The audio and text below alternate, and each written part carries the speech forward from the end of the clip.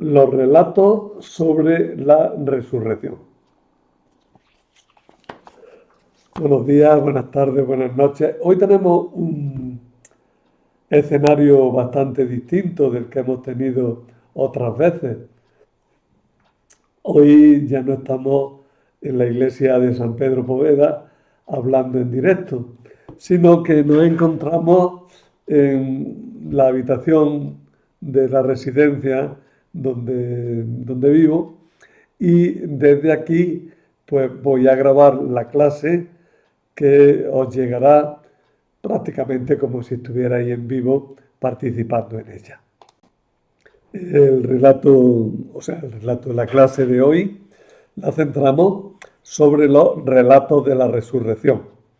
Si la última clase anterior la dedicábamos a la pasión del Señor según San Marcos, esta la dedicamos a la resurrección del Señor.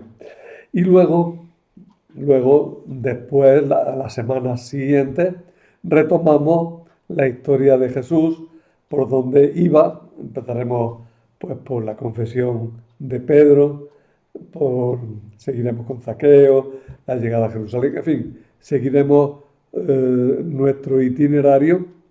Yo calculo que en unos 8 o 9 temas más. No hago la lista porque luego los cambio y ya estaréis mareados de cambios que he hecho, ¿no? Pero sí, veis que vamos siendo fieles a nuestro plan. He metido esta pequeña alteración de poner la semana pasada, bueno, la clase anterior, la pasión, y esta, la resurrección, por razones de ambiente. Pero luego retomamos ya directamente nuestro recorrido hablando del camino de Jesús hasta la cruz y la resurrección. Bueno, en el Nuevo Testamento tenemos 6 relatos que nos hablan de la resurrección del Señor. Digo como relatos, ¿eh? Luego después alusiones innumerables. Todo el Nuevo Testamento es una confesión completa por todos lados de que Jesús ha resucitado, está vivo y sigue actuando en la iglesia.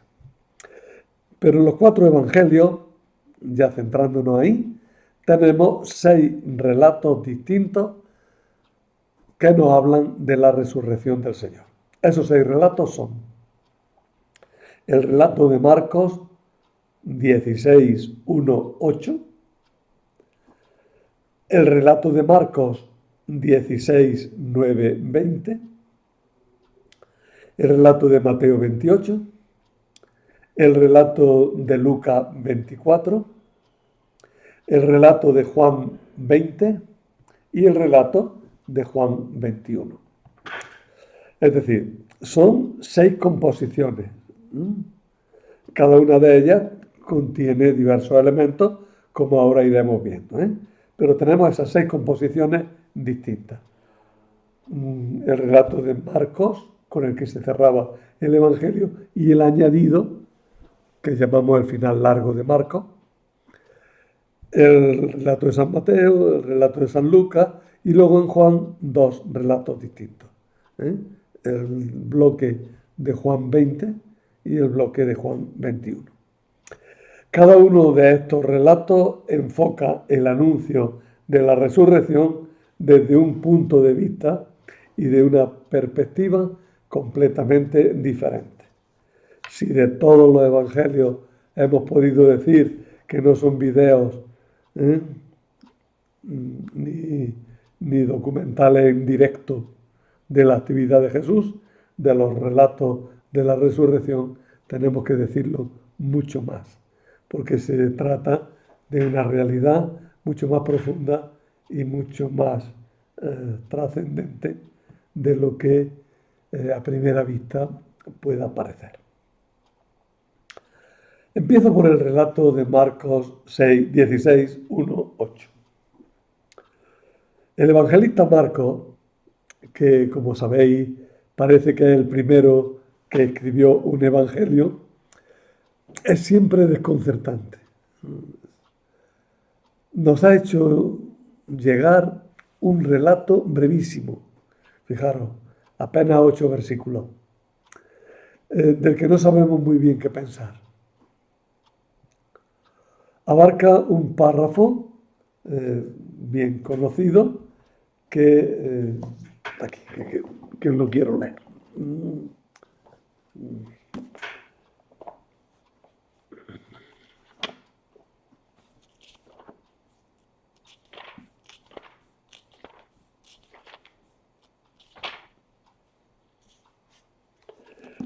Después,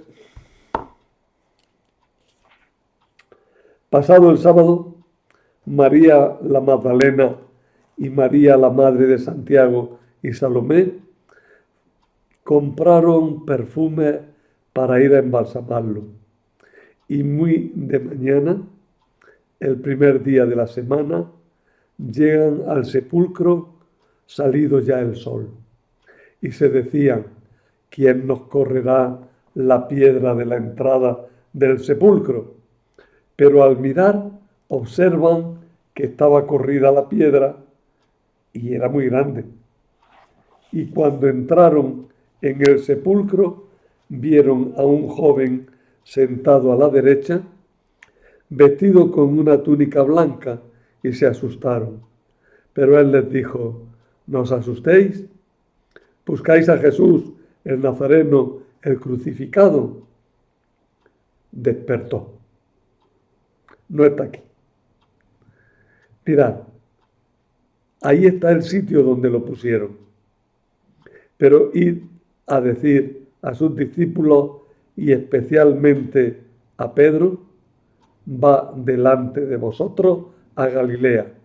Allí lo veréis tal como os dijo. He utilizado la traducción de aquí de Manuel Iglesias, del Nuevo Testamento de Manuel Iglesias, que es una traducción que merece la pena ser tomada en cuenta por muchas razones. Lo digo expresamente porque, como sabéis, normalmente utilizo la de la Conferencia Episcopal Española, que está muy bien también, pero que en este caso he querido utilizar esta. En ese párrafo breve encontramos los siguientes elementos: unas mujeres conocidas cuyos nombres serán María Magdalena, María de Santiago, Salomé, van en cuanto pueden a embalsamar al muerto. Estas mujeres son las mismas que desde lejos asistieron a la muerte de Jesús. La segunda de ellas, según Marcos 15:40, era la madre de Santiago y José, que no es claro que se identifiquen con los hermanos de Jesús nombrados en Marcos 6:3. Este jaleo de nombres es complicado porque los primeros cristianos y las primeras comunidades cristianas se desarrollaron en ambientes muy populares donde los nombres se repetían mucho. Estas mujeres van a embalsamar al muerto porque no se le habían hecho la honra fúnebre a causa del descanso pascual. La falta de esa honra fúnebre hizo que la unción en la escena de Betania, que se narra antes en Marcos 14, 3, 9, fuera interpretada como la unción sepulcral. Y el mismo Jesús lo dice: esta me ha ungido para mi sepultura. Otro elemento importante es que empieza una semana. Empieza un tiempo nuevo, una nueva creación, que empieza también con la aparición de la luz. Recordad que el Génesis también empieza lo que nosotros diríamos un domingo, el primer día de la semana, y empieza con la creación de la luz. No arméis líos con esto, que es muy sencillo. El primer día de la semana es el domingo. Son nuestros calendarios que no sé por qué se empeñaron en hacer del domingo un sábado distinto. Lo pusieron al final, no. El primer día de la semana es el domingo, que es cuando Dios empieza la creación, y es el día de la resurrección del Señor. ¿eh? No olvidéis eso. En consonancia con este tema de la luz, hay una afirmación doble. Está todavía oscuro, pero ha salido el sol. Una afirmación contradictoria claramente. Muy temprano, salido ya el sol. Pero así adquiere valor simbólico. El sol es Cristo y ha salido ya del sepulcro, pero no lo sabe nadie y está oscura. Veis que San Marcos, lo dije ya antes en la charla sobre la pasión, San Marcos utiliza las fechas y los tiempos con valor simbólico, no con valor cronológico.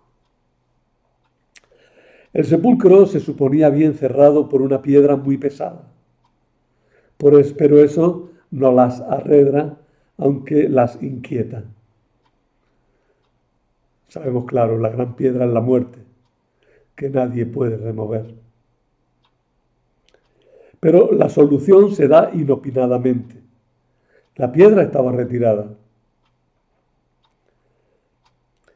En el sepulcro, otro elemento, había un joven vestido de blanco sentado a la derecha.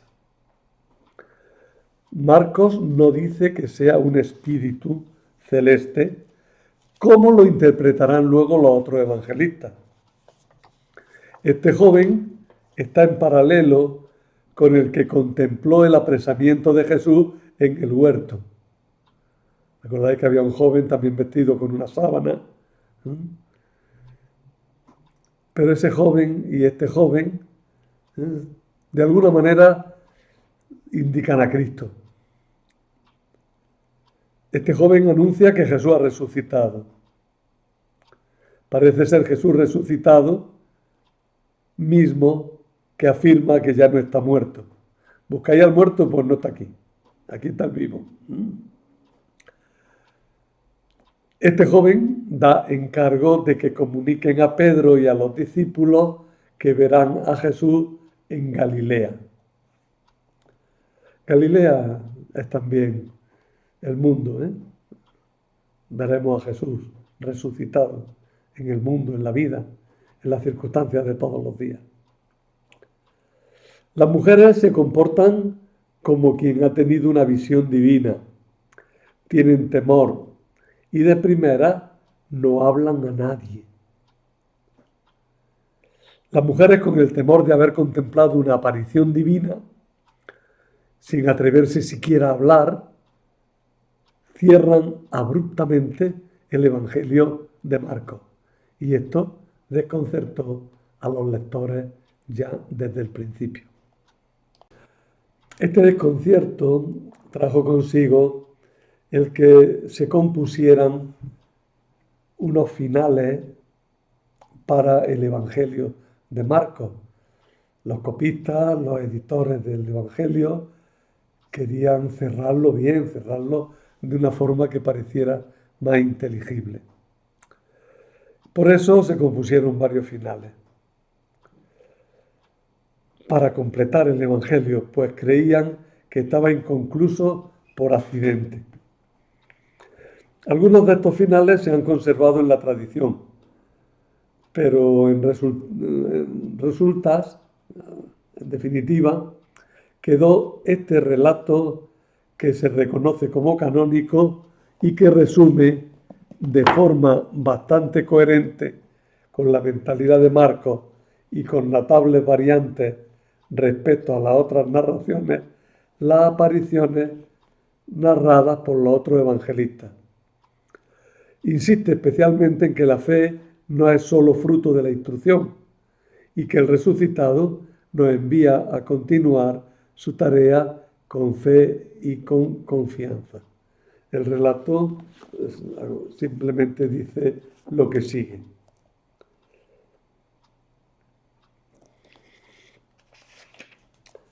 Después de resucitar en la madrugada del primer día de la semana, se apareció primero a María la Magdalena, de la que había expulsado 7 demonios. Ella fue a dar noticia a los que habían estado con él, que estaban afligidos y llorando. Pero ellos, aunque oyeron decir que estaba vivo y que lo había visto ella, no creyeron. Después de esto, a dos de ellos que iban de camino, mientras marchaban al campo, se les manifestó con otro aspecto.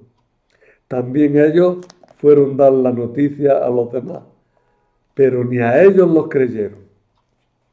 Finalmente, estando ellos a la mesa, se manifestó a los 11 y les echó en cara su falta de fe y su dureza de corazón, porque a quienes lo habían visto resucitado no lo creyeron, no los creyeron. Y les dijo: id a todo el mundo y predicad el Evangelio a toda la creación. El que crea y se haga bautizar se salvará, pero el que no crea será condenado. A los que crean les acompañarán estos signos prodigiosos. En mi nombre expulsarán demonios, hablarán lenguas nuevas, con las manos agarrarán serpientes, y aunque beban un veneno mortífero, de ningún modo le hará daño. Impondrán las manos a los enfermos y recobrarán la salud. Ahora bien, por su parte, Jesús, el Señor, después de hablarles, fue elevado al cielo y se sentó a la derecha de Dios, mientras que ellos salieron y predicaron por todas partes, cooperando el Señor y confirmando la predicación con los signos prodigiosos que la acompañaban. Os dais cuenta de que el relato entero tiene un carácter muy claro de resumen, de recogida de otros datos, pero también de cierto manejo de esos datos y de depender quizá de otras tradiciones muy semejantes a las que conocemos actualmente. Ese es lo que llamamos el final largo de Marcos. En algún otro largo dije que es un final para torpes, pero torpes somos todos y lo necesitamos para entender bien lo que significa la resurrección de Jesucristo. Conviene, por tanto, leerlo y valorarlo, a pesar de que parezca que lo único que hace es resumir. No, hace mucho más que resumir. El tercer relato que vamos a considerar es el de Mateo. Ocupa todo el capítulo 28 del Evangelista y os dejo a vosotros que lo leáis. El relato de Mateo depende del relato de Marcos, claramente, pero lo modifica profundamente. En primer lugar, solo van dos mujeres al sepulcro.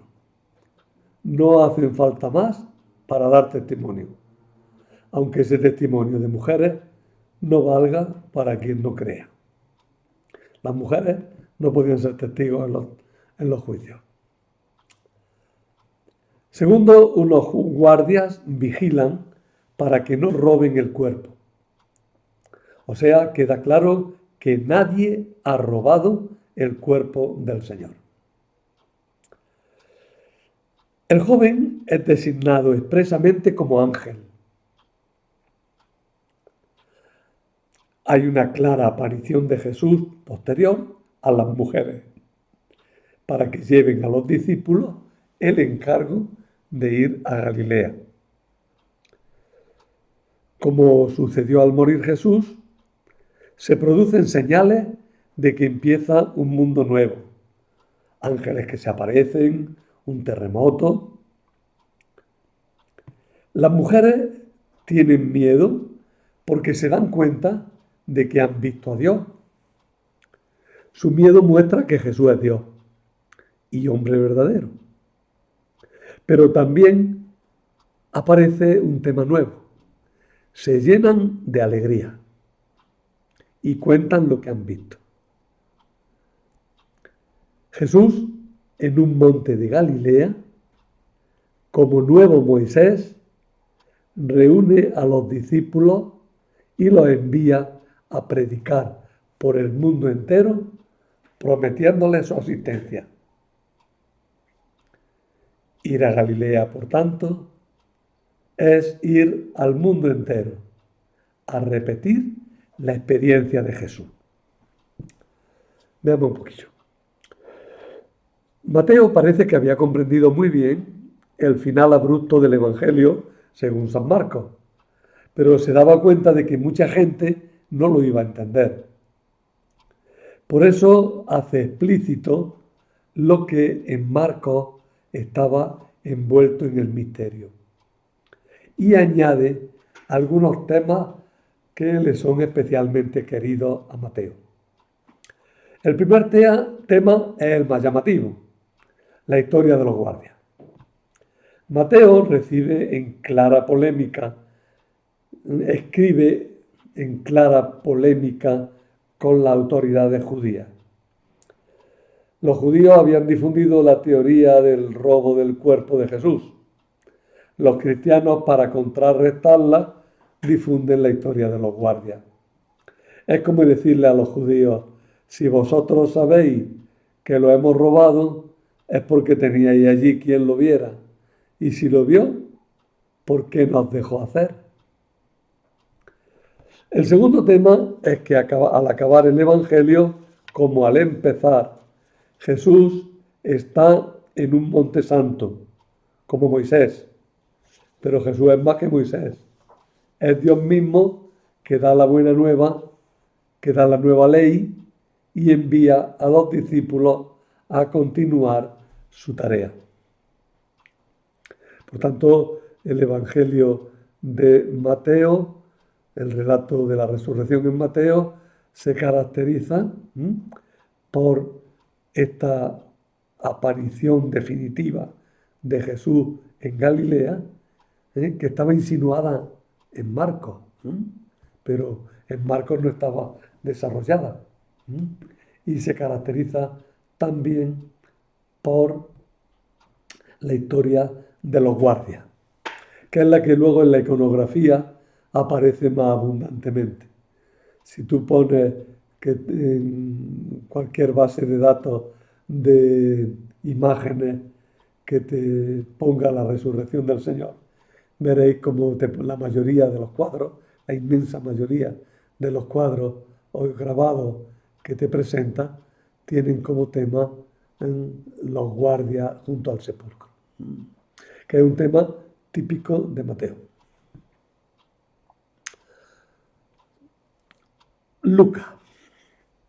Lucas es un capítulo muy largo. Es el capítulo 24. Pero es un capítulo muy largo, daba para haberlo partido en más capítulos. Y Lucas ha unido 3 relatos.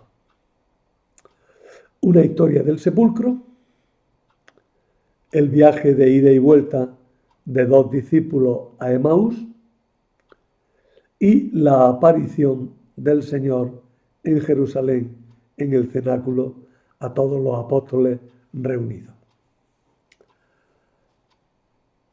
Es interesante notar que Lucas, al ordenar los relatos, ha establecido un proceso que va desde el anuncio de la resurrección hasta el encuentro con el Señor en el seno de la comunidad. Es todo un proceso. Un amigo y buen estudioso de la Sagrada Escritura, don Francisco Echevarría, que es de aquí, es de la provincia, él es natural de Linares, pero está en la diócesis de Huelva y es un buen biblista, pues tiene algunos artículos con este tema que constituyó el objeto de su tesis de licenciatura, mostrar este proceso de la evangelización en Lucas, en el relato que hace de la resurrección del Señor.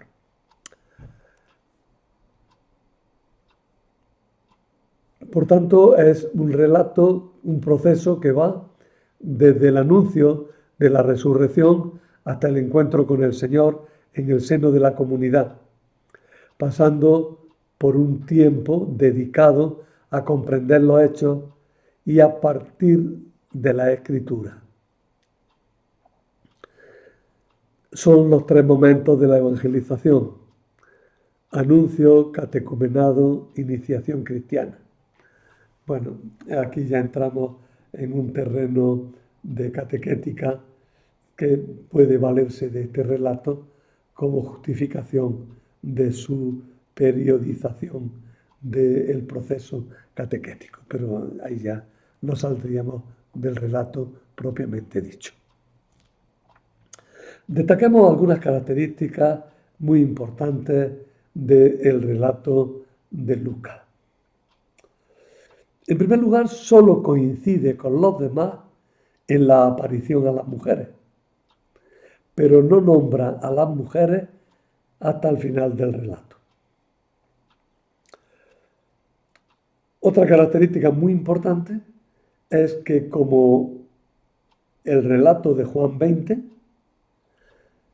se desarrolla todo en Jerusalén y en sus alrededores, y no habla para nada, como Mateo, de la aparición en Galilea. Es específico de él, ¿no?, el que, pone como Juan la muerte de Jesús la víspera de la Pascua. Y aquí tenemos de nuevo un verdadero problema de fechas, en el que la única salida es decir que las fechas se transmitieron tradicionalmente con un sentido teológico más que un sentido puramente cronológico. Lo único que queda claro es que estamos en ambiente pascual.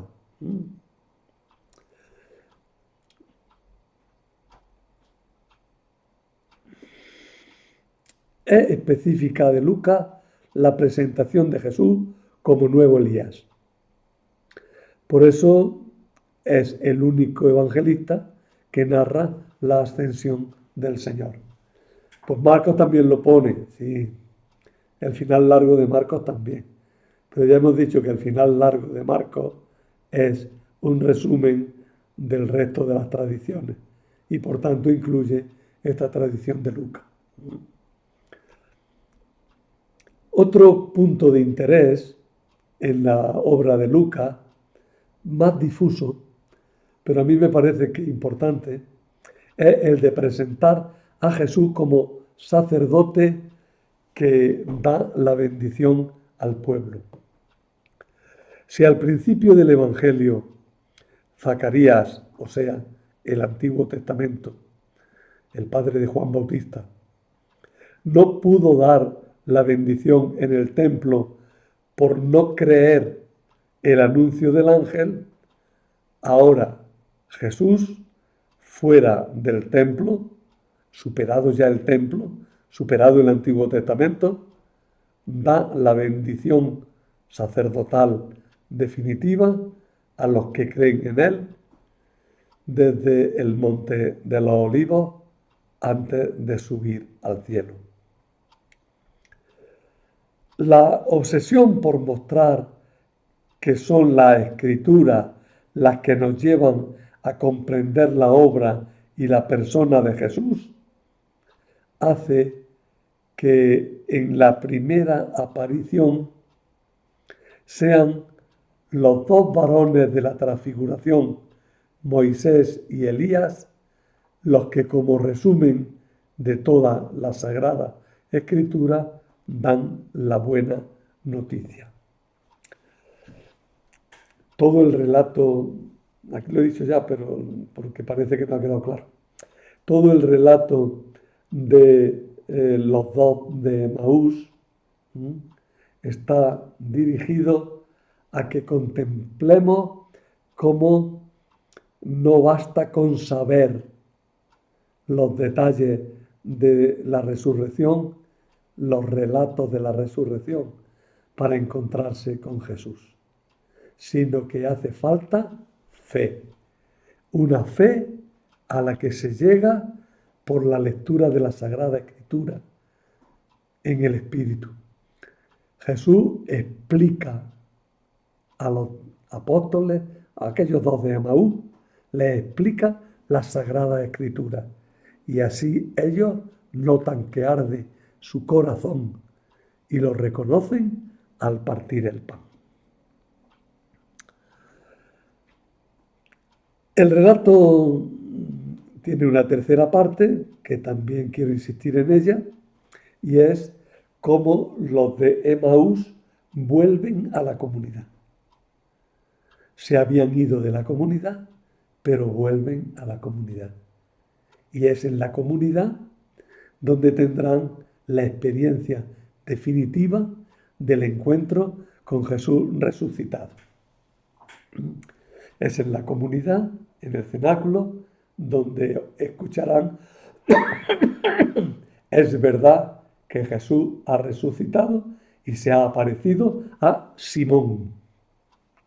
No dice a Pedro. ¿Por qué no dice a Pedro? Porque Simón significa el que escucha. Jesús resucitado se aparece al que escucha. ¿Al que escucha qué? La Sagrada Escritura. Al que escucha la palabra de Dios. Al que escucha la predicación de la Iglesia. Al que escucha el testimonio de los apóstoles simbolizados en Pedro. Por tanto, Lucas está muy interesado en destacar la resurrección del Señor como algo que se conoce a través de la predicación de la Iglesia, a través de la Sagrada Escritura, pero a la par como algo real, muy real. De hecho, Jesús insiste en que lo toquen e insiste en comer para que se destaque esa realidad no espiritualizada, sino totalmente real de la resurrección del Señor. Bueno, vamos ya a Juan. Como Lucas, el relato de Juan 20 se centra en Jerusalén. Tampoco habla para nada de Galilea. He dicho el relato, pero son 3 relatos. El primero es la aparición a las mujeres. El segundo, la doble aparición en el cenáculo. Como es doble, tenemos 3. El primer relato de la aparición a las mujeres queda reducido a que María Magdalena ve el sepulcro abierto. En cambio, se desarrolla mucho el relato de la visita al sepulcro de Pedro y el discípulo amado. Aquí no hay aparición. Solo hay un sepulcro vacío. Un sepulcro vacío que se presta a múltiples explicaciones. María Magdalena largo rato estará con la tabarra de que han robado el cuerpo del Señor. Pero el discípulo amado vio y creyó. El sepulcro vacío se convierte en fuente de fe para este hombre. ¿Cuándo? Cuando comprende las Escrituras. Por tanto, el relato de Lucas y el relato de Juan y los relatos de la resurrección centrados en Jerusalén tendrán muy, muy presente el tema de la fe como lo que lleva a captar profundamente en la Sagrada Escritura el sentido de la resurrección del Señor. Los 2 relatos siguientes, la aparición a la Magdalena y la aparición a los discípulos ya en el cenáculo, desarrollan un tema que muchos autores no insisten en él, pero es muy claro. Desarrollan el tema de la nueva creación, de la nueva humanidad. Y lo van a hacer de una forma nueva. de una forma distinta en cada uno de ellos. En el relato a María Magdalena es Jesús, como la nueva pareja inicial, que va a dar a luz, no por la carne, sino por la fe, a una comunidad nueva. El nuevo Adán, Jesús, la nueva Eva, la Iglesia, significada en María, serán el origen de la humanidad nueva, ya desarrollada en la Iglesia. La aparición a la Magdalena y la aparición a los discípulos desarrollan el tema de la nueva creación de dos maneras diferentes. María es la nueva comunidad y Jesús el hombre nuevo. Son la nueva pareja inicial que en el huerto dan origen a la nueva humanidad por la fe en Cristo. Pero en el cenáculo, la nueva humanidad nace del aliento de vida, el Espíritu de Dios, que Jesús, el Creador, pone soplando en sus discípulos. Fijaros que en el relato del Génesis, cuando Dios crea al hombre, le infunde un aliento de vida, sopla en él, le da un aliento, le da un espíritu. Aliento, soplo, espíritu, viento, son la misma palabra, pneuma,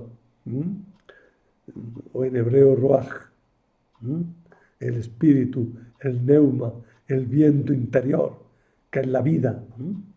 Bueno, pues si en la primera creación el hombre había recibido un espíritu de vida, ahora en la nueva creación va a recibir una vida nueva, un espíritu nuevo, que es el Espíritu Santo, el Espíritu de Dios, que entra en el hombre y lo hace criatura nueva. De esta vida, nacida del costado roto de Jesús, lo mismo que de la costilla de Adán, también de un costado roto. Ahora va a nacer la Iglesia,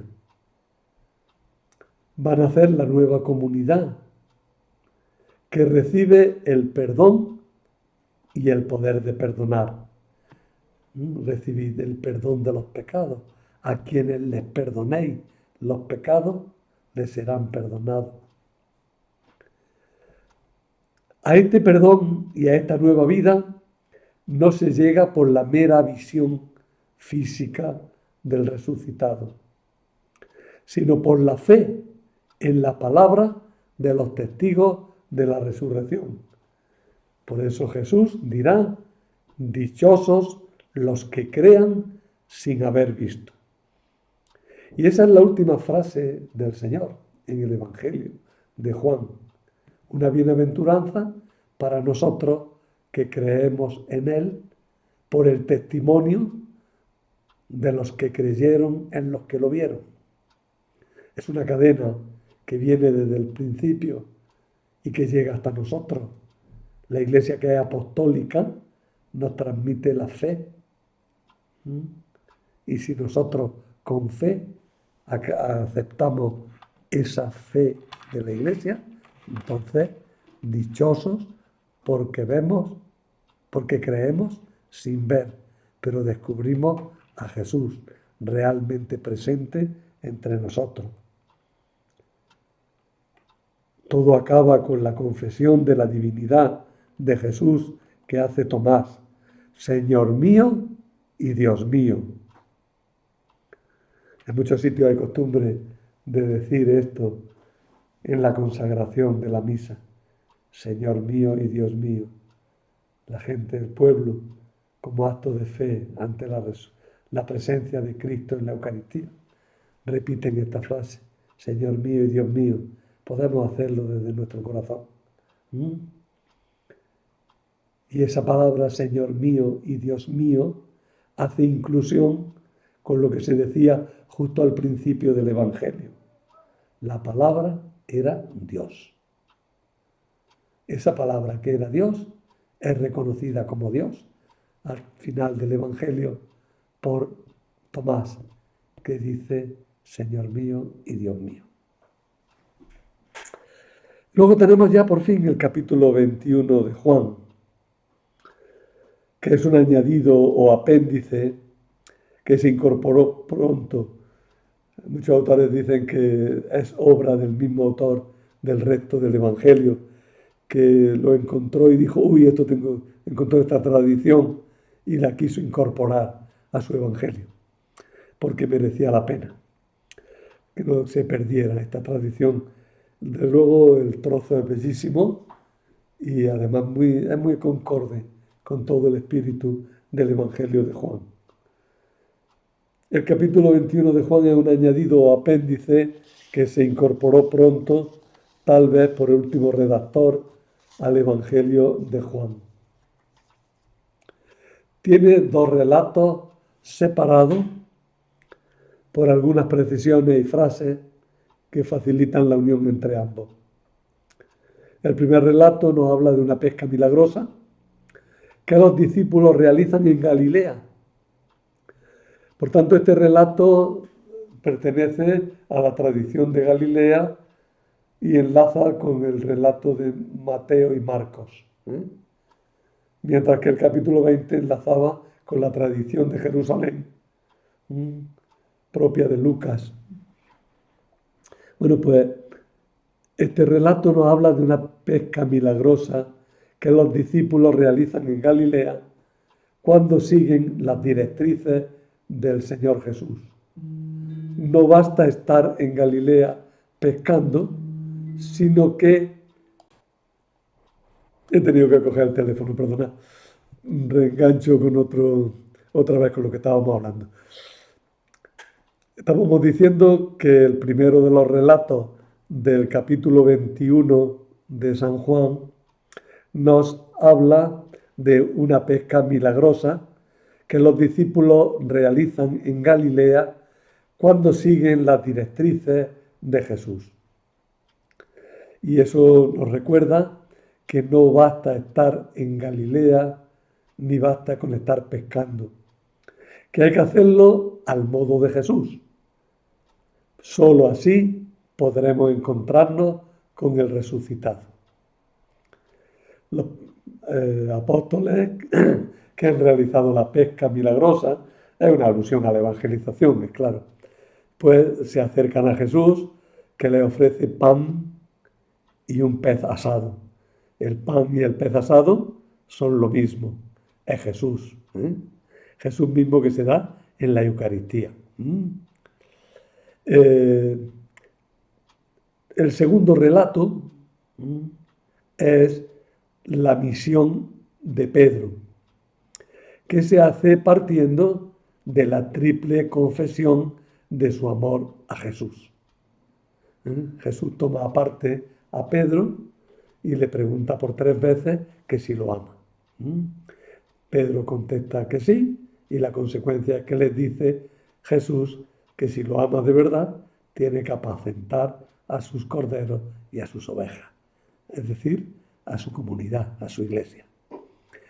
Junto con Pedro aparece el discípulo amado, que se queda un poco atrás, porque el discípulo amado en todo el Evangelio respetará siempre a Pedro, pero también se nos dirá que él es el que escribe el Evangelio.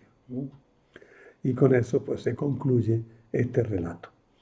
En realidad todos los relatos, pongo aquí que todo el capítulo 21 es de una belleza literaria que subyuga al lector. En realidad tenemos que decir que todos los relatos de la resurrección son bellísimos. Todos. Si queréis que me quede con alguno, me quedo con este y con el de Maú. Pero vamos, todo el relato de la resurrección en Juan, en Lucas y en el mismo Mateo y en la sobriedad misma de Marcos son de gran belleza y de gran impacto literario, de gran fuerza literaria. Son obras maestras de la literatura, no lo olvidéis. Obras maestras de la literatura, no rebajemos. que hay algunos que se les olvida leer el Evangelio por eso de que no acaban de creer en él. Y entonces se les olvida el valor literario que tiene, que también es muy grande. Bueno, conclusiones de una primera lectura de los relatos evangélicos. De todo lo que hemos visto, llegaríamos a las siguientes conclusiones. El sepulcro de Jesús estaba vacío y no se encontraba una explicación satisfactoria para el hecho. Unos pensaron en el robo del cadáver, pero otros vieron y creyeron. Segundo, las mujeres fueron las primeras testigos del sepulcro vacío y esto impresionó fuertemente a la comunidad. Que los testigos sean mujeres. Pues sí, Señor. Dios quiso eso. Tercero, los relatos son discordantes porque no pretenden hacer historia, sino expresar narrativamente la experiencia de la primera comunidad. Y por último, una conclusión ya más de tipo literario. Hay dos grupos de tradiciones, las que sitúan el encuentro con Jesús en Galilea y las que lo sitúan en Jerusalén. De cada tradición se detectan unas preocupaciones distintas, pero siempre queda claro que la experiencia produce una transformación que se la puede calificar como de envío a la misión. Bueno, en los apuntes que os doy pongo a continuación una pequeña reflexión, que no la leo, la leéis vosotros los que tengáis los papeles, una reflexión sobre, de tipo teológico y espiritual, sobre la resurrección del Señor. Quede claro como conclusión de todo esto una cosa. La resurrección del Señor es algo fundamental y básico en la fe cristiana. Pero la resurrección de Jesús también hay que entenderla con profundidad. No es un mero evento de este mundo, sino que es mucho más, no menos, es mucho más. Es algo que indica que una realidad nueva, distinta, ha irrumpido en nuestro mundo y lo ha constituido en un mundo nuevo que se culminará cuando vuelva el Señor.